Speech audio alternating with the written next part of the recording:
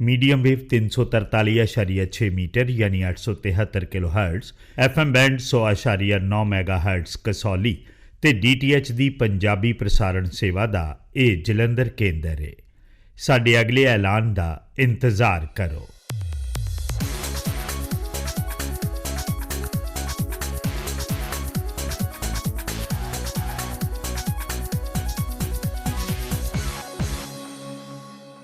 ਇਹ ਆਕਾਸ਼ਵਾਣੀ ਹੈ।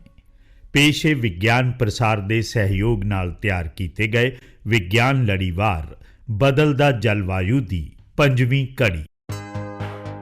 हाँ जी प्यारे श्रोतियो, तुहाडा सब दा अज दे जलवायु बदलाव विज्ञान दे इस लड़ीवार बदलदा जलवायु की 5वीं कड़ी च निघा स्वागत है। जी आया नू। हाँ, इस विज्ञान लड़ीवार की पिछली कड़ी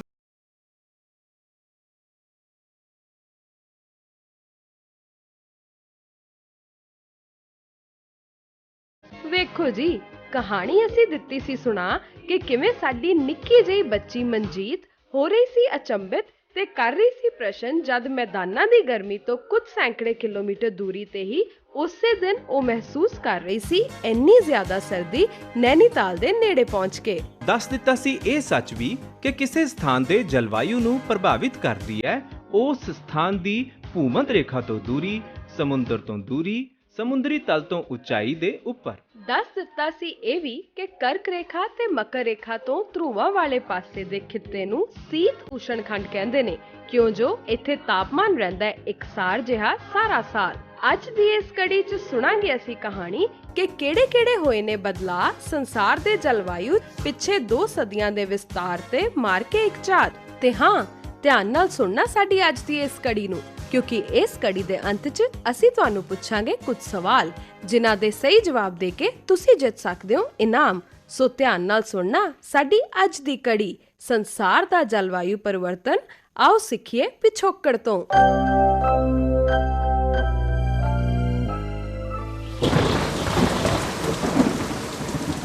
ਹਾਏ ਇਹ ਮੀਂਹ ਦੀ ਇੱਕ ਬੂੰਦ ਇੱਕ ਭਾਂਡੇ 'ਚ ਭਰੇ ਪਾਣੀ ਦੇ ਬਰਾਬਰ ਹੈ। ਕ੍ਰਿਸ਼ਨਾ, ਇਸ ਹਿਸਾਬ ਨਾਲ ਤਾਂ ਅੱਜ ਦੀ ਰਾਤ ਸਾਡੀ ਕਲੋਨੀ ਡੁੱਬ ਜਾਏਗੀ। ਠੰਡੀਆਂ ਤੇਜ਼ ਹਵਾਵਾਂ ਵੀ ਚੱਲ ਰਹੀਆਂ ਨੇ।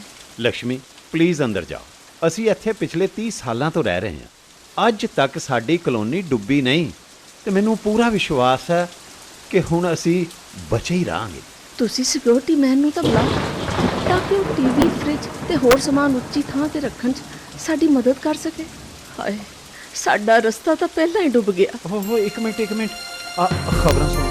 केरला च आए हड़ कारण जिंदगी रुक जी गई है। हड़ ते भूमि खिसकण ने केरला की जिंदगी नूं रोक लगा दी है।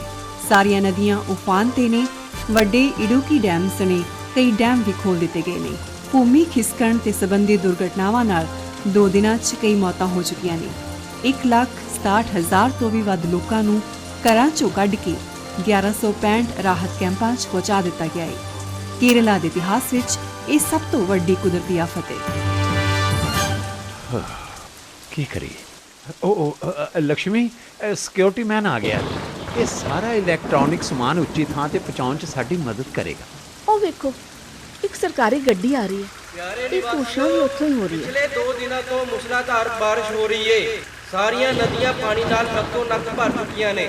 ਜ਼ਿਲ੍ਹੇ ਦੇ 2 ਡੈਮ ਖੋਲ ਦਿੱਤੇ ਗਏ ਨੇ ਤੇ ਭੂ ਖਿਸਕਣ ਵੀ ਹੋ ਰਿਹਾ ਹੈ। ਇਸ ਗੱਲ ਦਾ ਅੰਦਾਜ਼ਾ ਹੈ ਕਿ ਇਹ ਹਾਊਸਿੰਗ ਕਲੋਨੀ ਕਿਸੇ ਵੀ ਸਮੇਂ ਡੁੱਬ ਸਕਦੀ ਏ। ਇਸ ਕਰਕੇ ਤੁਸੀਂ ਸਾਰੇ ਆਪਣੇ ਘਰਾਂ ਚੋਂ ਛੇਤੀ ਬਾਹਰ ਆਓ। ਅਸੀਂ ਵਾਹਨਾਂ ਦਾ ਪ੍ਰਬੰਧ ਕੀਤਾ ਹੈ ਜਿਹੜੇ ਤੁਹਾਨੂੰ ਸੁਰੱਖਿਅਤ ਥਾਂ ਤੇ ਲੈ ਕੇ ਜਾਣਗੇ। ਕਿਰਪਾ ਕਰਕੇ ਸਾਨੂੰ ਸਹਿਯੋਗ ਦਿਓ ਤਾਂ ਜੋ ਅਸੀਂ ਤੁਹਾਡੀ ਸੁਰੱਖਿਆ ਕਰ ਸਕੀਏ। ਮੈਂ ਕਹਿੰਦੀ ਹਾਂ ਇੱਥੋਂ ਜਾਣ 'ਚ ਹੀ ਭਲਾਈ ਹੈ। ਮੈਂ ਜ਼ਰੂਰੀ ਚੀਜ਼ਾਂ ਤੇ ਕੱਪੜੇ ਬੈਗ 'ਚ ਪਾ ਲਵਾਂ। ਚੰਗਾ ਰਹੇਗਾ ਜੇਕਰ ਅਸੀਂ ਮੇਨ ਸਵਿਚ ਬੰਦ ਕਰਕੇ ਹੀ ਜਾਈਏ। ਹਾਂ, ਠੀਕ ਹੈ।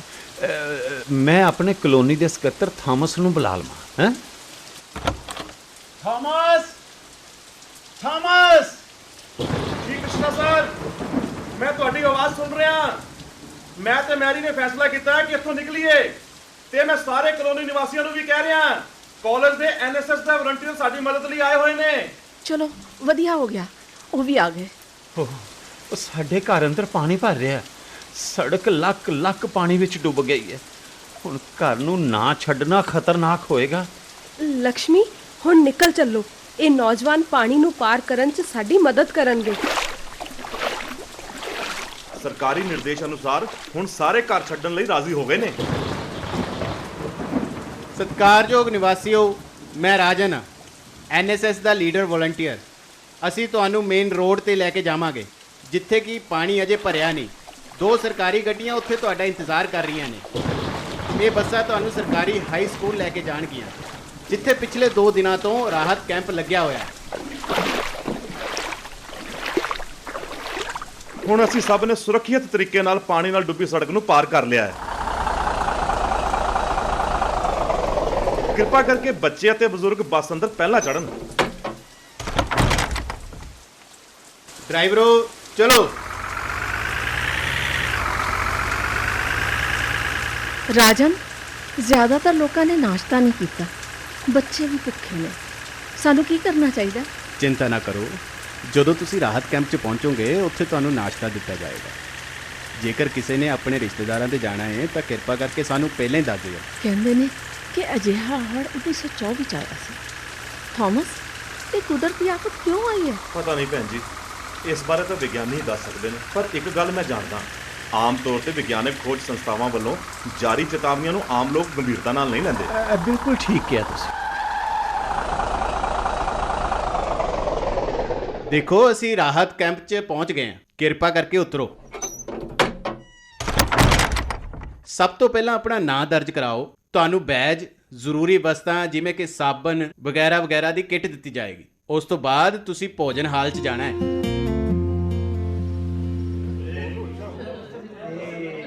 ਮੈਨੂੰ ਤਾਂ ਬਹੁਤ ਭੁੱਖ ਲੱਗੀ ਹੈ। ਖਾਣੇ 'ਚ ਕੀ ਹੈ? ਇਡਲੀ, ਚਟਨੀ ਤੇ ਚਾਹ।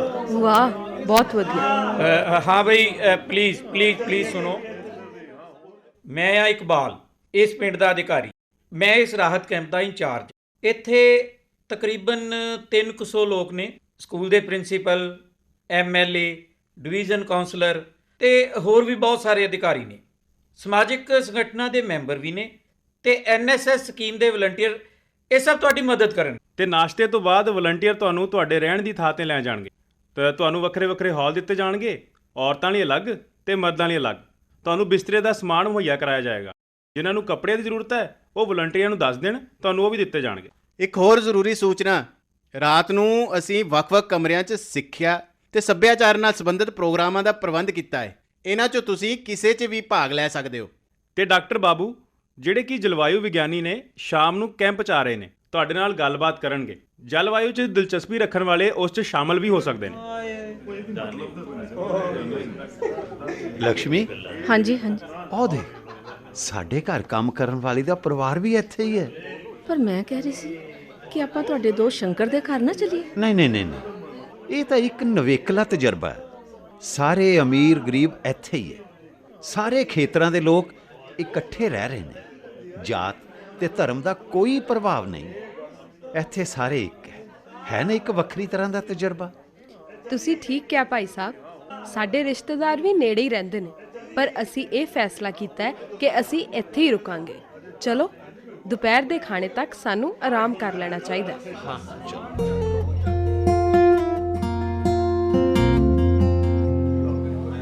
ਥਾਮਸ, ਤੁਸੀਂ ਦਫ਼ਤਰ ਦਾ ਕੰਮ ਪੂਰਾ ਕਰ ਲਿਆ? ਕ੍ਰਿਸ਼ਨਾ ਜੀ, ਮੈਂ ਬ੍ਰੇਕ ਲਈ ਹੈ, ਫਿਰ ਜਾਵਾਂਗਾ। ਦਫ਼ਤਰ 24 ਘੰਟੇ ਕੰਮ ਕਰ ਰਿਹਾ ਹੈ। ਸਾਡੇ ਸੂਬੇ ਦਾ ਜਨ ਜੀਵਨ ਰੁਕ ਗਿਆ ਹੈ। ਬਚਾਓ ਕਾਰਜ ਚੱਲ ਰਹੇ ਨੇ।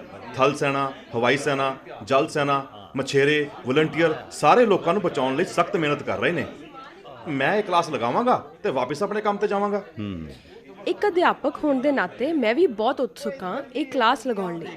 ਇਸੇ ਕਰਕੇ ਮੈਂ ਉੱਥੇ ਨਹੀਂ ਗਈ ਜਿੱਥੇ ਲੋਕ ਨਾਚ ਦੇ ਪ੍ਰੋਗਰਾਮ ਹੋ ਰਹੇ ਨੇ। ਭੈਣੋ ਤੇ ਭਰਾਓ, ਕਿਰਪਾ ਕਰਕੇ ਮੇਰੀ ਗੱਲ ਸੁਣੋ। ਸਾਰੇ ਲੋਕ, ਬੱਚਿਆਂ ਤੋਂ ਲੈ ਕੇ ਬਜ਼ੁਰਗਾਂ ਤੱਕ, ਵੱਖ-ਵੱਖ ਕਲਾਸਰੂਮਾਂ 'ਚ ਇਸ ਸਮੇਂ ਚੱਲ ਰਹੇ ਸੱਭਿਆਚਾਰਕ ਪ੍ਰੋਗਰਾਮਾਂ 'ਚ ਹਿੱਸਾ ਲੈ ਰਹੇ ਨੇ ਜਾਂ ਉਸ ਨੂੰ ਦੇਖ ਰਹੇ ਨੇ। ਪਰ ਅਸੀਂ ਇੱਥੇ ਇੱਕ ਸਿੱਖਿਆਦਾਇਕ ਪ੍ਰੋਗਰਾਮ ਦਾ ਪ੍ਰਬੰਧ ਕੀਤਾ ਹੈ। ਡਾਕਟਰ ਬਾਬੂ, ਜਿਹੜੇ ਇੱਕ ਪ੍ਰਸਿੱਧ ਜਲਵਾਯੂ ਵਿਗਿਆਨੀ ਨੇ, ਤੁਹਾਡੇ ਨਾਲ ਗੱਲਬਾਤ ਕਰਨਗੇ।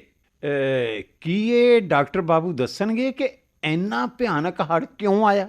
ਹਾਂਜੀ, ਦੱਸਣਗੇ। ਜਿਸ ਤਰ੍ਹਾਂ ਕਿ ਦੱਸਿਆ ਜਾ ਚੁੱਕਾ ਹੈ ਕਿ ਸਾਡੇ ਸੂਬੇ 'ਚ ਕਰੀਬਨ 1 ਸਦੀ ਦੌਰਾਨ ਆਇਆ ਇਹ ਸਭ ਤੋਂ ਭਿਆਨਕ ਹੜ੍ਹ ਹੈ। ਇਹ ਕਿਵੇਂ ਹੋਇਆ? ਇਸ ਦੇ ਕਈ ਕਾਰਨ ਹੋ ਸਕਦੇ ਨੇ। ਇਹ ਸਮੱਸਿਆ ਬਹੁਤ ਗੰਭੀਰ ਹੈ। ਡਾਕਟਰ ਬਾਬੂ ਜਲਵਾਯੂ ਪਰਿਵਰਤਨ ਦੇ ਕੁਝ ਬੁਨਿਆਦੀ ਤੱਥਾਂ ਬਾਰੇ ਤੁਹਾਨੂੰ ਜਾਣਕਾਰੀ ਦੇਣਗੇ। ਹੁਣ ਮੈਂ ਸੱਦਾ ਦਿੰਦਾ ਮੰਚ ਤੇ ਡਾਕਟਰ ਬਾਬੂ ਜੀ ਨੂੰ। ਥੈਂਕ ਯੂ ਰਾਜਨ ਜੀ। ਮੈਂ ਬੁਨਿਆਦੀ ਗੱਲਾਂ ਤੋਂ ਸ਼ੁਰੂਆਤ ਕਰਾਂਗਾ। ਜਲਵਾਯੂ ਪਰਿਵਰਤਨ ਕੀ ਹੁੰਦਾ ਹੈ? ਸਾਡਾ ਸੰਸਾਰ ਲਗਾਤਾਰ ਬਦਲ ਰਿਹਾ ਹੈ। ਤੁਸੀਂ ਦੇਖ ਸਕਦੇ ਹੋ ਮੌਸਮ ਤੇ ਰੁੱਤਾਂ ਸਾਰੇ ਬਦਲ ਰਹੇ ਨੇ, ਜਲਵਾਯੂ ਵੀ ਬਦਲਦਾ ਹੈ। ਮੈਂ ਵੇਖ ਰਿਹਾ ਕਿ ਇੱਕ ਮੈਡਮ ਪ੍ਰਸ਼ਨ ਪੁੱਛਣਾ ਚਾਹੁੰਦੇ ਨੇ ਸ਼ਾਇਦ। ਜੀ ਸਵਾਗਤ ਹੈ ਤੁਹਾਡਾ। ਪੁੱਛੋ, ਕੀ ਪੁੱਛਣਾ ਚਾਹੁੰਦੇ ਹੋ? ਡਾਕਟਰ ਜੀ, ਮੇਰਾ ਨਾਂ ਲక్ష్ਮੀ ਹੈ। ਮੈਂ ਇੱਕ ਘਰੇਲੂ ਔਰਤ ਹਾਂ ਤੇ ਨਾਲ ਹੜ੍ਹ ਪੀੜਤ ਵੀ। ਹਾਂ, ਮੈਨੂੰ ਪਤਾ ਹੈ, ਤਾਂ ਹੀ ਤਾਂ ਤੁਸੀਂ ਇੱਥੇ ਹੋ। ਮੈਨੂੰ ਤੁਸੀਂ ਇਹ ਦੱਸੋ ਕਿ ਮੌਸਮ ਤੇ ਜਲਵਾਯੂ 'ਚ ਅੰਤਰ ਕੀ ਹੈ?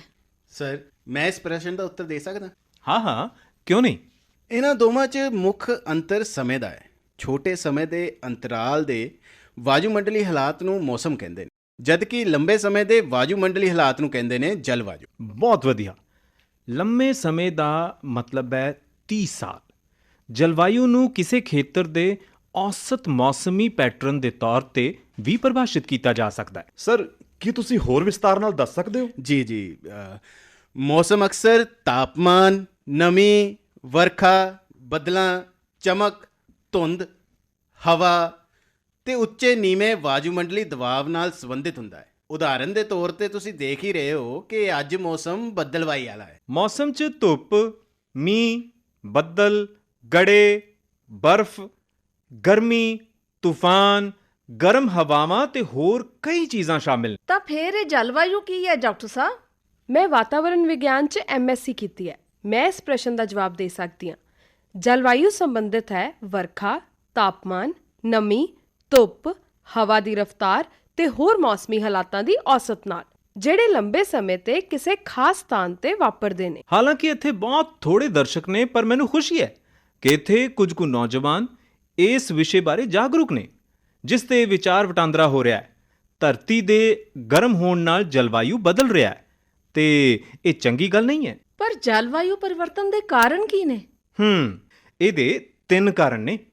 ਸੌਰ ਊਰਜਾ, ਧਰਤੀ ਦੀ ਕੁਦਰਤੀ ਅੰਦਰੂਨੀ ਪ੍ਰਣਾਲੀ ਦੁਆਰਾ ਧਰਤੀ ਦੀਆਂ ਜਵਾਲਾਮੁਖੀ ਗਤੀਵਿਧੀਆਂ 'ਚ ਲਿਆਂਦੇ ਪਰਿਵਰਤਨ ਤੇ ਉਦਯੋਗਿਕ ਕ੍ਰਾਂਤੀ ਉਪਰੰਤ ਮਨੁੱਖੀ ਗਤੀਵਿਧੀਆਂ। ਸਰ, ਇਸ ਸਭ ਦੇ ਕਾਰਨ ਹੋਣ ਵਾਲੇ ਹਵਾ, ਪਾਣੀ, ਭੌਂ ਪ੍ਰਦੂਸ਼ਣ ਦੇ ਕਾਰਨ ਵਾਤਾਵਰਣ ਦੀ ਬਣਤਰ ਬਦਲ ਗਈ ਹੈ।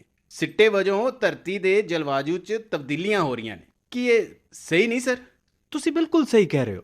ਯਾਦ ਰੱਖੋ, ਜਲਵਾਯੂ ਪਰਿਵਰਤਨ ਦੇ ਪਹਿਲੇ 2 ਕਾਰਨਾਂ ਤੇ ਅਸੀਂ ਕੋਈ ਬਹੁਤਾ ਨਿਯੰਤਰਣ ਨਹੀਂ ਕਰ ਸਕਦੇ, ਪਰ ਮਨੁੱਖੀ ਗਤੀਵਿਧੀਆਂ ਨੂੰ ਸੀਮਿਤ ਕਰਕੇ ਅਸੀਂ ਗ੍ਰੀਨ ਹਾਊਸ ਗੈਸਾਂ ਨੂੰ ਘੱਟ ਕਰ ਸਕਦੇ ਹਾਂ। ਇਸ ਤਰ੍ਹਾਂ ਅਸੀਂ ਬਦਲਾਅ ਲਿਆ ਸਕਦੇ ਹਾਂ। ਗ੍ਰੀਨ ਹਾਊਸ ਗੈਸਾਂ ਇਹ ਕੀ ਨੇ ਸਰ? ਧਰਤੀ ਸੂਰਜ ਤੋਂ ਗਰਮੀ ਲੈਂਦੀ ਹੈ। ਇਸ ਗਰਮੀ ਚੋਂ ਕੁਝ ਗਰਮੀ ਨੂੰ ਇਹ ਸੋਖ ਲੈਂਦੀ ਹੈ ਤੇ ਕੁਝ ਨੂੰ ਵਾਪਸ ਭੇਜ ਦਿੰਦੀ ਹੈ।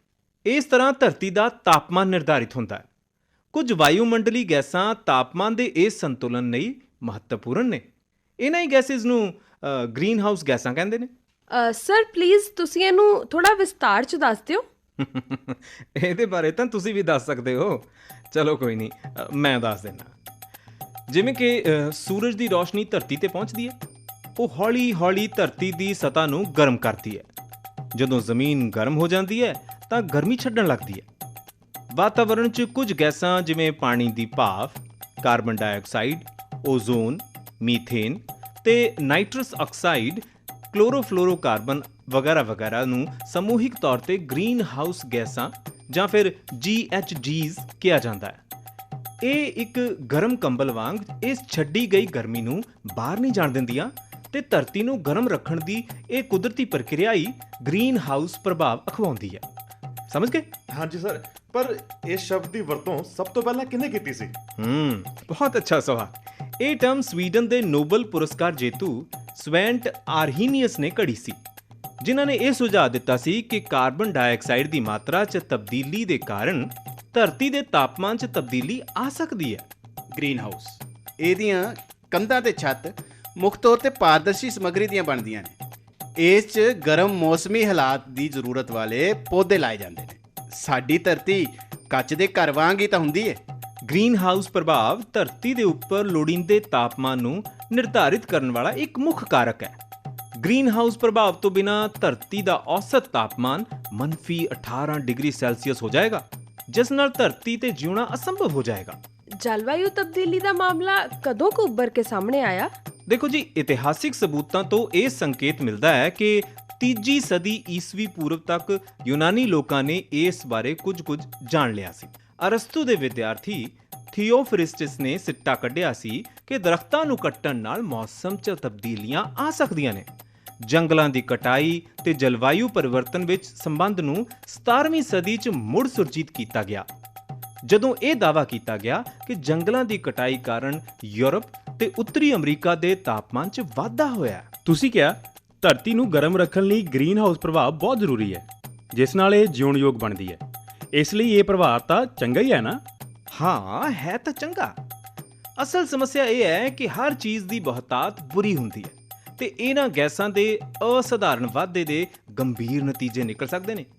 ਜਦੋਂ ਕਾਰਬਨ ਡਾਈਆਕਸਾਈਡ ਜਾਂ ਹੋਰ ਗ੍ਰੀਨ ਹਾਊਸ ਗੈਸਾਂ ਵੱਧਦੀਆਂ ਨੇ ਤਾਂ ਇਹ ਕੰਬਲ ਵਧੇਰੇ ਮੋਟਾ ਹੋ ਜਾਂਦਾ, ਜ਼ਿਆਦਾ ਗਰਮੀ ਪੈਦਾ ਕਰਦਾ ਹੈ, ਗ੍ਰੀਨ ਹਾਊਸ ਵਾਂਗ ਹੀ। ਸਹੀ ਕਿਹਾ ਸਰ। ਅੱਤ ਤਾਂ ਬੁਰੀ ਹੁੰਦੀ ਹੈ। ਅੱਤ ਨਾ ਬਹੁਤਾ ਬੋਲਣਾ, ਅੱਤ ਨਾ ਬਹੁਤੀ ਚੁੱਪ, ਅੱਤ ਨਾ ਬਹੁਤਾ ਮੇਘਲਾ, ਅੱਤ ਨਾ ਬਹੁਤੀ ਧੁੱਪ। ਅੱਤ ਤਾਂ ਵਾਕਈ ਬੁਰੀ ਹੁੰਦੀ ਹੈ। ਪਰ ਇਹ ਦੱਸੋ ਕਿ ਗ੍ਰੀਨ ਹਾਊਸ ਪ੍ਰਭਾਵ ਤੇ ਗਲੋਬਲ ਵਾਰਮਿੰਗ 'ਚ ਕੀ ਫਰਕ ਹੈ?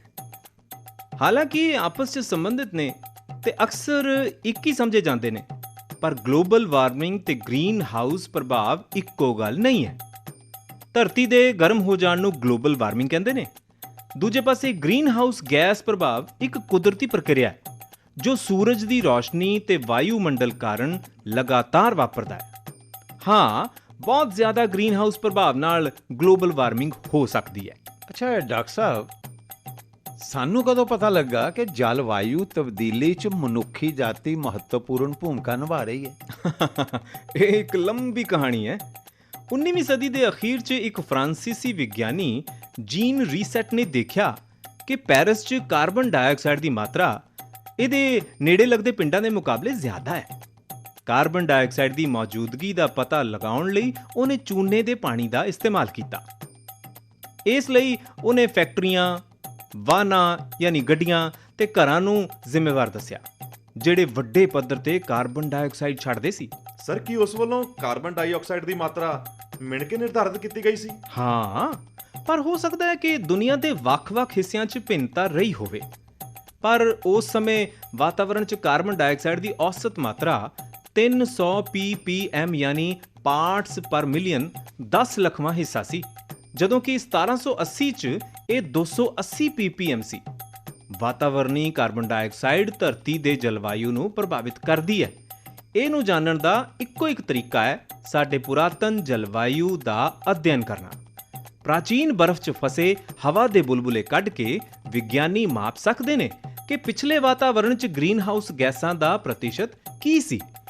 ਸਰ, ਮੈਨੂੰ ਲੱਗਦਾ ਹੈ ਕਿ ਇਸ ਗੱਲ ਦਾ ਸਪਸ਼ਟ ਸਬੂਤ ਹੈ ਕਿ ਉਦਯੋਗਿਕ ਕ੍ਰਾਂਤੀ ਦੀ ਸ਼ੁਰੂਆਤ ਤੋਂ ਲੈ ਕੇ ਹੁਣ ਤੱਕ ਵਾਯੂਮੰਡਲ 'ਚ ਕਾਰਬਨ ਡਾਈਆਕਸਾਈਡ ਦਾ ਪੱਧਰ ਵੱਧ ਰਿਹਾ ਹੈ। ਹਾਂ, ਇਸ ਬਾਰੇ ਕੋਈ ਸ਼ੱਕ ਨਹੀਂ। ਵਾਯੂਮੰਡਲ 'ਚ ਕਾਰਬਨ ਡਾਈਆਕਸਾਈਡ ਦੀ ਮਾਤਰਾ ਦਾ ਪਹਿਲਾ ਮਾਪ 1958 'ਚ ਹਵਾਈ ਦੀਪ ਦੇ ਮੌਨਾ ਲੋਆ ਪਹਾੜਾਂ ਦੇ ਸਿਖਰ ਤੇ 4000 ਮੀਟਰ ਦੀ ਉਚਾਈ ਤੇ ਸ਼ੁਰੂ ਹੋਇਆ ਸੀ।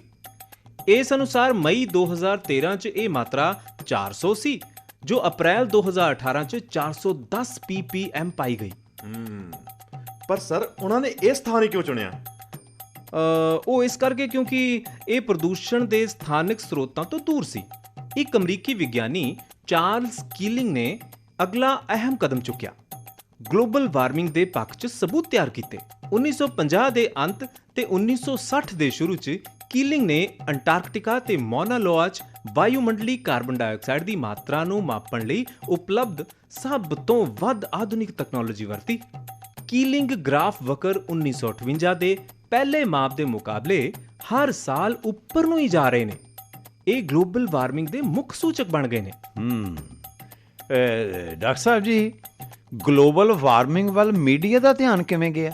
ਗਲੋਬਲ ਵਾਰਮਿੰਗ ਦੇ ਬਹੁਤ ਸਾਰੇ ਬੁਨਿਆਦੀ ਕੰਮਾਂ ਨੂੰ ਮੁੱਖ ਤੌਰ ਤੇ ਸ਼ੀਤ ਯੁੱਧ ਦੇ ਸਮੇਂ ਦੌਰਾਨ ਹੀ ਪੂਰਾ ਕੀਤਾ ਗਿਆ। ਇੱਕ ਹੋਰ ਅਮਰੀਕੀ ਵਿਗਿਆਨੀ ਗਿਲਬਰਟ ਪਲਾਸ ਨੇ 1959 'ਚ ਸਾਇੰਟਿਫਿਕ ਅਮਰੀਕਨ 'ਚ ਇੱਕ ਲੇਖ ਪ੍ਰਕਾਸ਼ਿਤ ਕੀਤਾ ਜਿਹਦੇ 'ਚ ਕਿਹਾ ਗਿਆ ਕਿ 20ਵੀਂ ਸਦੀ ਦੇ ਅੰਤ ਤੱਕ ਦੁਨੀਆ ਦਾ ਤਾਪਮਾਨ 3 ਡਿਗਰੀ ਸੈਲਸੀਅਸ ਤੱਕ ਵੱਧ ਜਾਏਗਾ। ਜੀ ਸਰ, ਸਾਡੇ ਪ੍ਰੋਫੈਸਰ ਸਾਹਿਬ ਨੇ ਸਾਨੂੰ ਦੱਸਿਆ ਸੀ ਕਿ ਉਸ ਲੇਖ ਦਾ ਸਿਰਲੇਖ ਸੀ ਮਨੁੱਖ ਹਰ ਸਾਲ ਵਾਯੂਮੰਡਲ 'ਚ ਅਰਬਾਂ ਟਨ ਕਾਰਬਨ ਡਾਈਆਕਸਾਈਡ ਛੱਡ ਕੇ ਕੁਦਰਤੀ ਪ੍ਰਕਿਰਿਆਵਾਂ ਦਾ ਸੰਤੁਲਨ ਵਿਗਾੜ ਰਿਹਾ ਹੈ।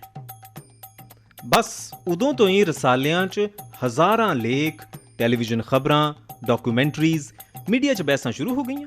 ਤੇ ਫਿਰ ਸਰ, ਗਲੋਬਲ ਵਾਰਮਿੰਗ ਦੇ ਵਿਗਿਆਨ ਤੇ ਅਸਲ ਖਤਰੇ ਨੂੰ ਸਵੀਕਾਰ ਕਰਨ 'ਚ ਇੰਨਾ ਅੰਤਰਾਲ ਕਿਉਂ ਰਿਹਾ?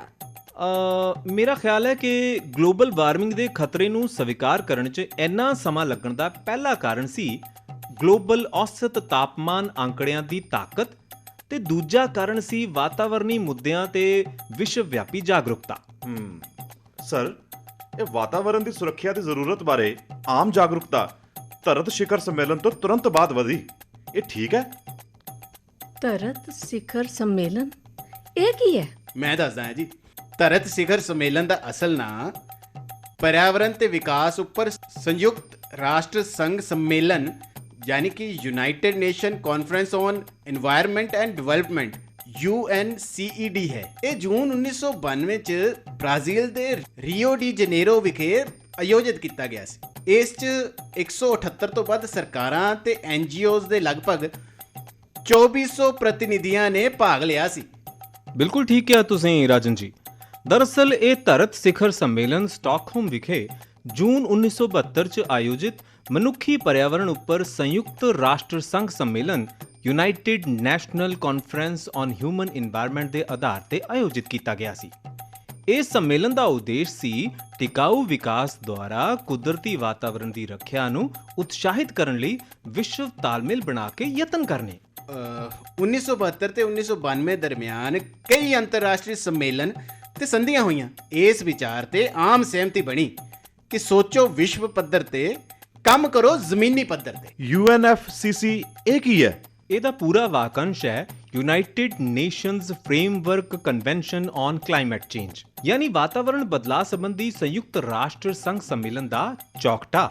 ਇਹ ਇੱਕ ਅੰਤਰਰਾਸ਼ਟਰੀ ਸੰਧੀ ਹੈ ਜੋ 1992 ਦੇ ਰੀਓ ਸਿਖਰ ਸੰਮੇਲਨ 'ਚ ਪਾਸ ਹੋਇਆ। ਇਹ ਕਨਵੈਨਸ਼ਨ 1994 ਨੂੰ ਲਾਗੂ ਹੋਈ ਸੀ। ਜਲਵਾਯੂ ਤਬਦੀਲੀ ਦੇ ਖਤਰੇ ਨੂੰ ਘੱਟ ਕਰਨ ਲਈ ਇਹ ਅੰਤਰਰਾਸ਼ਟਰੀ ਯਤਨਾਂ ਦਾ ਹਿੱਸਾ ਸੀ। ਪਰ ਇਹਦੇ ਉਦੇਸ਼ ਕੀ ਸੀ ਜੀ ਡਾਕਟਰ ਸਾਹਿਬ? ਜੀ, ਇਹਦਾ ਉਦੇਸ਼ ਵਾਤਾਵਰਣ 'ਚ ਗ੍ਰੀਨ ਹਾਊਸ ਗੈਸਾਂ ਦੀ ਮਾਤਰਾ ਨੂੰ ਉਸ ਪੱਧਰ ਤੱਕ ਸਥਿਰ ਕਰਨਾ ਹੈ ਕਿ ਧਰਤੀ ਦੇ ਜਲਵਾਯੂ ਤੇ ਉਹਨਾਂ ਦਾ ਮਾੜਾ ਪ੍ਰਭਾਵ ਘਟ ਸਕੇ। ਸਰ, ਮੈਨੂੰ ਲੱਗਦਾ ਹੈ ਕਿ ਤੁਹਾਨੂੰ ਇੱਥੇ IPCC ਬਾਰੇ ਵੀ ਜ਼ਿਕਰ ਕਰਨਾ ਚਾਹੀਦਾ ਹੈ। ਮੈਂ ਕੋਸ਼ਿਸ਼ ਕਰਦੀ ਹਾਂ। ਦ ਇੰਟਰਗਵਰਨਮੈਂਟਲ ਪੈਨਲ ਔਨ ਕਲਾਈਮੇਟ ਚੇਂਜ ਯਾਨੀ IPCC ਇੱਕ ਕੌਮਾਂਤਰੀ ਵਿਗਿਆਨਕ ਸੰਸਥਾ ਹੈ। ਇਹ 1988 ਚ ਸੰਯੁਕਤ ਰਾਸ਼ਟਰ ਵਾਤਾਵਰਣ ਪ੍ਰੋਗਰਾਮ ਯਾਨੀ ਵਰਲਡ ਮੀਟੀਓਰੋਲੋਜੀਕਲ ਆਰਗੇਨਾਈਜੇਸ਼ਨ WMO ਨੇ ਵਾਤਾਵਰਣ ਤਬਦੀਲੀ ਨੂੰ ਸਮਝਣ ਲਈ ਵਿਗਿਆਨਕ, ਤਕਨੀਕੀ ਤੇ ਸਮਾਜਿਕ ਆਰਥਿਕ ਜਾਣਕਾਰੀ ਦਾ ਅਧਿਐਨ ਕਰਨ ਲਈ ਬਣਾਈ ਸੀ। ਇਹ ਸੰਸਥਾ ਜਲਵਾਯੂ ਤਬਦੀਲੀ ਦੇ ਹਾਨੀਕਾਰਕ ਪ੍ਰਭਾਵਾਂ ਦਾ ਮੁਲਾਂਕਣ ਵੀ ਕਰਦੀ ਹੈ ਤੇ ਹੱਲ ਵੀ ਲੱਭਦੀ ਹੈ। ਵੈਸੇ ਹੁਣ ਤੁਹਾਨੂੰ ਪਤਾ ਲੱਗ ਹੀ ਗਿਆ ਹੈ ਕਿ ਕਈ ਤੱਥਾਂ ਦੇ ਮਿਲਣ ਨਾਲ ਹੀ ਗਲੋਬਲ ਵਾਰਮਿੰਗ ਦੀ ਧਾਰਨਾ ਤੇ ਪਰਿਪੇਖ ਨੂੰ ਮਾਨਤਾ ਤੇ ਪ੍ਰਵਾਨਗੀ ਮਿਲੀ ਹੈ। ਰਾਜਨ, ਕੀ ਅਸੀਂ ਉਹ ਤੱਥ ਗਿਣਾ ਸਕਦੇ ਹਾਂ? ਜੀ ਸਰ, ਬਿਲਕੁਲ। ਗਲੋਬਲ ਵਾਰਮਿੰਗ ਦੇ ਵਿਗਿਆਨ ਦਾ ਅਧਿਐਨ ਜੋ 1960ਵਿਆਂ ਦੇ ਅੱਧ ਤੱਕ ਕੀਤਾ ਗਿਆ ਸੀ। ਦੂਜਾ, ਦੁਨੀਆ ਭਰ ਦੇ ਤਾਪਮਾਨ ਸੰਬੰਧੀ ਡਾਟਾ ਸੈੱਟ 'ਚ ਹਾਕੀ ਦੀ ਸ਼ਕਲ ਦਾ ਉਭਾਰ ਜਿਹੜਾ ਕਿ ਪਹਿਲੀ ਵਾਰ 1980ਵਿਆਂ ਦੇ ਅੰਤ 'ਚ ਦੇਖਿਆ ਗਿਆ ਸੀ। ਗੁੱਡ।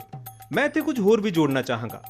ਤੀਜਾ, 1980ਵਿਆਂ ਦੌਰਾਨ ਵਧੀ ਇਸ ਗੱਲ ਪ੍ਰਤੀ ਸਾਡੀ ਸਮਝ ਕਿ ਵਾਤਾਵਰਣੀ ਕਾਰਬਨ ਡਾਈਆਕਸਾਈਡ 'ਚ ਹੋਣ ਵਾਲੀ ਤਬਦੀਲੀ ਨਾਲ ਪੁਰਾਣੇ ਸਮੇਂ 'ਚ ਜਲਵਾਯੂ ਤੇ ਕੀ ਅਸਰ ਪਿਆ ਹੈ। ਤੇ ਚੌਥਾ, ਸੁਪਰ ਕੰਪਿਊਟਰਾਂ ਤੇ ਆਧਾਰਿਤ ਜਲਵਾਯੂ ਮਾਡਲਿੰਗ। ਜੀ ਸਰ। ਪੰਜਵਾਂ, ਵਾਤਾਵਰਣ ਦੇ ਪ੍ਰਤੀ ਵਿਸ਼ਵ ਪੱਧਰੀ ਜਾਗਰੂਕਤਾ ਦਾ ਉਭਾਰ। ਛੇਵਾਂ, ਮੀਡੀਆ ਦੁਆਰਾ ਦਿਖਾਈ ਗਈ ਰੁਚੀ। ਤੇ ਸੱਤਵਾਂ, ਜਲਵਾਯੂ ਤਬਦੀਲੀ ਦੀ ਚਰਚਾ 'ਚ ਸਿਆਸਤਦਾਨਾਂ ਤੇ ਅਰਥਸ਼ਾਸਤਰੀਆਂ ਦੀ ਸ਼ੁਰੂ ਹੋਈ ਸ਼ਮੂਲੀਅਤ। ਜੀ ਸਰ, ਅਸੀਂ ਆਮ ਲੋਕ ਹੁਣ ਇਸ ਗੱਲ ਤੋਂ ਜਾਣੂ ਹੋ ਗਏ ਹਾਂ ਕਿ ਜਲਵਾਯੂ ਪਰਿਵਰਤਨ ਵਿਸ਼ਵ ਪੱਧਰ ਤੇ ਇੱਕ ਰਾਜਨੀਤਿਕ ਮੁੱਦਾ ਬਣ ਗਿਆ ਹੈ। ਤੁਸੀਂ ਬਿਲਕੁਲ ਠੀਕ ਕਿਹਾ। IPCC ਨੇ 1990, 1996, 2001, 2007 ਤੇ 2013 ਚ ਜਲਵਾਯੂ ਪਰਿਵਰਤਨ ਬਾਰੇ ਕੁਝ ਰਿਪੋਰਟਾਂ ਪ੍ਰਕਾਸ਼ਿਤ ਕੀਤੀਆਂ, ਜਿਨ੍ਹਾਂ ਤੇ ਵਿਗਿਆਨੀਆਂ, ਅਰਥਸ਼ਾਸਤਰੀਆਂ, ਸਮਾਜ ਸੇਵੀ ਕਾਰਕੁਨਾਂ, ਸਰਕਾਰਾਂ ਤੇ ਸਿਆਸਤਦਾਨਾਂ ਦੁਆਰਾ ਬਹੁਤ ਗੰਭੀਰਤਾ ਨਾਲ ਵਿਚਾਰ ਵਟਾਂਦਰਾ ਕੀਤਾ ਗਿਆ। ਜੀ ਸਰ, 1992 ਦੇ ਧਰਤ ਸਿਖਰ ਸੰਮੇਲਨ ਦੇ ਉਦੇਸ਼ਾਂ ਦੀ ਪੂਰਤੀ ਲਈ ਚੁੱਕੇ ਗਏ ਕਦਮਾਂ ਵਜੋਂ ਕਈ ਸੰਮੇਲਨਾਂ ਦਾ ਆਯੋਜਨ ਕੀਤਾ ਗਿਆ, ਜਿਨ੍ਹਾਂ ਦਾ ਉਦੇਸ਼ ਸੀ ਗ੍ਰੀਨ ਹਾਊਸ ਗੈਸਾਂ ਦੀ ਮਾਤਰਾ ਨੂੰ ਉਸ ਪੱਧਰ ਤੱਕ ਸਥਿਰ ਕਰਨ ਲਈ ਅੰਤਰਰਾਸ਼ਟਰੀ ਪੱਧਰ ਤੇ ਉਪਰਾਲੇ ਕਰਨਾ, ਤਾਂ ਜੋ ਵਾਤਾਵਰਣ ਪ੍ਰਣਾਲੀ 'ਚ ਖਤਰਨਾਕ ਮਨੁੱਖੀ ਦਖਲਅੰਦਾਜ਼ੀ ਨੂੰ ਰੋਕਿਆ ਜਾ ਸਕੇ। ਸਰ, ਮੈਂ ਕਿਓਟੋ ਪ੍ਰੋਟੋਕਾਲ ਬਾਰੇ ਸੁਣਿਆ, ਇਹ ਕੀ ਹੈ? ਗ੍ਰੀਨਹਾਊਸ ਗੈਸਾਂ ਦੀ ਮਾਤਰਾ ਨੂੰ ਸਥਿਰ ਕਰਨ ਲਈ ਧਰਤ ਸਿਖਰ ਸੰਮੇਲਨ 'ਚ ਸ਼ਾਮਿਲ ਦੇਸ਼ਾਂ ਦੁਆਰਾ ਚੱਕੀ ਗਈ ਸਹੁੰ ਨੂੰ ਲਾਗੂ ਕਰਨ ਲਈ 1997 'ਚ ਜਾਪਾਨ ਦੇ ਸ਼ਹਿਰ ਕਿਓਟੋ 'ਚ ਇੱਕ ਸੰਧੀ ਨੂੰ ਅੰਤਿਮ ਰੂਪ ਦਿੱਤਾ ਗਿਆ। ਇਸੇ ਨੂੰ ਕਿਹਾ ਗਿਆ ਕਿਓਟੋ ਪ੍ਰੋਟੋਕਾਲ। 6 ਗ੍ਰੀਨਹਾਊਸ ਗੈਸਾਂ ਦੇ ਨਿਕਾਸ ਦੀ ਰਫ਼ਤਾਰ ਨੂੰ ਦੇਸ਼ ਦਰ ਦੇਸ਼ ਘਟਾਉਣ ਵਾਸਤੇ ਇਹ ਪਹਿਲਾ ਕੌਮਾਂਤਰੀ ਸਮਝੌਤਾ ਸੀ, ਜੋ 16 ਫਰਵਰੀ 2005 ਨੂੰ ਲਾਗੂ ਹੋਇਆ। ਸਰ, ਕੀ ਸਾਰੇ ਦੇਸ਼ ਇਸ ਦੇ ਸਹਿਮਤ ਹੋ ਗਏ? ਜੀ ਨਹੀਂ, ਬਦਕਿਸਮਤੀ ਨਾਲ ਅਜੇ ਵੀ ਕਿਓਟੋ ਪ੍ਰੋਟੋਕਾਲ ਨੂੰ ਸਵੀਕਾਰ ਕਰਨ ਤੇ ਲਾਗੂ ਕਰਨ ਦੇ ਮੁੱਦੇ ਤੇ ਵਿਕਸਿਤ ਤੇ ਵਿਕਾਸਸ਼ੀਲ ਦੇਸ਼ਾਂ ਦਰਮਿਆਨ ਕਾਫੀ ਮਤਭੇਦ ਹੈ। ਕਈ ਥਾਈਂ ਕਾਨਫਰੰਸ ਆਫ ਪਾਰਟੀਜ਼ ਦਾ ਆਯੋਜਨ ਹੋਇਆ, ਜੋ ਕਿ ਪਿਛਲੀ ਵਾਰ ਪੈਰਿਸ 'ਚ ਹੋਇਆ, ਪਰ ਅਜੇ ਤੱਕ ਸਹਿਮਤੀ ਨਹੀਂ ਬਣ ਸਕੀ। ਅਮਰੀਕਾ ਨੇ ਇਹਦੇ 'ਚ ਮੁੱਖ ਰੇੜਕਾ ਪਾਈ ਰੱਖਿਆ ਸੀ, ਜੋ ਹੁਣ ਜਾ ਕੇ ਕੁਝ ਨਰਮ ਹੋਇਆ। ਹਾਂ, ਹੁਣ ਨਵੰਬਰ 'ਚ ਅਮਰੀਕਾ ਨੇ ਮਹਿਸੂਸ ਕੀਤਾ ਹੈ ਕਿ ਵੱਧਦਾ ਤਾਪਮਾਨ ਇਹਨਾਂ ਦੇ ਸਮਾਜਿਕ ਜੀਵਨ ਤੇ ਅਰਥਚਾਰੇ ਵਾਸਤੇ ਵੀ ਘਾਤਕ ਹੈ। ਮਾਫ ਕਰਨਾ, ਹੁਣ ਸਮਾਂ ਹੋ ਗਿਆ ਸਾਡੇ ਮਹਿਮਾਨਾਂ ਦੇ ਡਿਨਰ ਦਾ। ਸਾਨੂੰ ਅੱਜ ਦੀ ਚਰਚਾ ਇੱਥੇ ਹੀ ਖਤਮ ਕਰਨੀ ਪਏਗੀ। ਸਰ, ਆਖਰ 'ਚ ਤੁਸੀਂ ਕੁਝ ਕਹਿਣਾ ਚਾਹੁੰਦੇ ਹੋ? ਬਸ ਇਹੀ ਕਿ ਸਾਨੂੰ ਕੇਵਲ ਵਿਸ਼ਵ ਰਾਜਨੀਤੀ ਤੇ ਸਾਫ਼ ਊਰਜਾ ਟੈਕਨੋਲੋਜੀ ਤੇ ਹੀ ਟੇਕ ਨਹੀਂ ਰੱਖਣੀ ਚਾਹੀਦੀ। ਸਾਨੂੰ ਹਰ ਮੁਸੀਬਤ ਵਾਸਤੇ ਤਿਆਰ ਰਹਿਣਾ ਚਾਹੀਦਾ ਹੈ ਤੇ ਆਪਣੇ ਆਪ ਨੂੰ ਇਸ ਵਾਸਤੇ ਢਾਲਣ ਦੀ ਲੋੜ ਹੈ। ਜੇ ਇਸ ਏਜੰਡੇ ਨੂੰ ਸਹੀ ਢੰਗ ਨਾਲ ਲਾਗੂ ਕੀਤਾ ਜਾਵੇ ਤਾਂ ਬਹੁਤ ਸਾਰੀਆਂ ਮਨੁੱਖੀ ਜ਼ਿੰਦਗੀਆਂ, ਖਰਚਾ ਤੇ ਨੁਕਸਾਨ ਜੋ ਕਿ ਜਲਵਾਯੂ ਪਰਿਵਰਤਨ ਕਾਰਨ ਹੁੰਦਾ ਹੈ, ਉਹਨੂੰ ਘਟਾਇਆ ਜਾ ਸਕਦਾ ਹੈ। ਸਰ, ਇਸ ਲਈ ਦੇਸ਼ ਦੇ ਵੱਖ-ਵੱਖ ਖਿੱਤਿਆਂ ਨੂੰ ਅਗਲੇ 50 ਸਾਲਾਂ ਲਈ ਯੋਜਨਾਬੰਦੀ ਕਰਨ ਦੀ ਜ਼ਰੂਰਤ ਹੈ, ਪਰ ਥੋੜ ਚਿਰੀ ਰਾਜਨੀਤੀ ਕਾਰਨ ਬਹੁਤੀ ਵਾਰੀ ਇਸ ਤਰ੍ਹਾਂ ਨਹੀਂ ਹੋ ਸਕਦਾ। ਮੈਂ ਤੁਹਾਡੇ ਨਾਲ 100% ਸਹਿਮਤ ਹਾਂ। ਗਲੋਬਲ ਵਾਰਮਿੰਗ ਬਾਰੇ ਅਸੀਂ ਇਹ ਤਾਂ ਕਰ ਹੀ ਸਕਦੇ ਹਾਂ ਕਿ ਅਸੀਂ ਆਪਣੇ ਸਮਾਜ ਦੇ ਕੁਝ ਬੁਨਿਆਦੀ ਨਿਯਮਾਂ ਨੂੰ ਬਦਲ ਲਈਏ, ਤਾਂ ਕਿ ਅਸੀਂ ਵਧੇਰੇ ਗਲੋਬਲ ਤੇ ਲੰਮੀ ਮਿਆਦ ਵਾਲੀ ਪਹੁੰਚ ਨੂੰ ਅਪਣਾ ਸਕੀਏ। ਸਾਨੂੰ ਗਰਮ ਹੋ ਰਹੇ ਸੰਸਾਰ ਲਈ ਠੰਡੇ ਦਿਮਾਗ ਨਾਲ ਹੱਲ ਕੱਢਣ ਦੀ ਜ਼ਰੂਰਤ ਹੈ। ਅੱਛਾ, ਮੇਰੇ ਖਿਆਲ 'ਚ ਬਸ ਮੈਂ ਇਹੀ ਕਹਿਣਾ ਚਾਹੁੰਦਾ ਸੀਗਾ। ਬਹੁਤ ਬਹੁਤ ਧੰਨਵਾਦ, ਸ਼ੁਕਰੀਆ। ਧੰਨਵਾਦ ਸਰ, ਇਹ ਕੇਵਲ ਇੱਕ ਸ਼ੁਰੂਆਤ ਹੈ। ਅਸੀਂ ਤੁਹਾਡੇ ਕੋਲੋਂ ਅੱਗੇ ਵੀ ਸੇਧ ਲੈਂਦੇ ਰਹਾਂਗੇ ਤੇ ਤੁਹਾਨੂੰ ਇੱਥੇ ਬੁਲਾਉਂਦੇ ਰਹਾਂਗੇ। ਹਾਂ ਵੀ ਦੋਸਤੋ, ਚੰਗੇ ਸੂਝਵਾਨ ਆਏ। ਅਸੀਂ ਹੁਣ ਰਾਤ ਦੇ ਖਾਣੇ ਲਈ ਚੱਲਦੇ ਹਾਂ।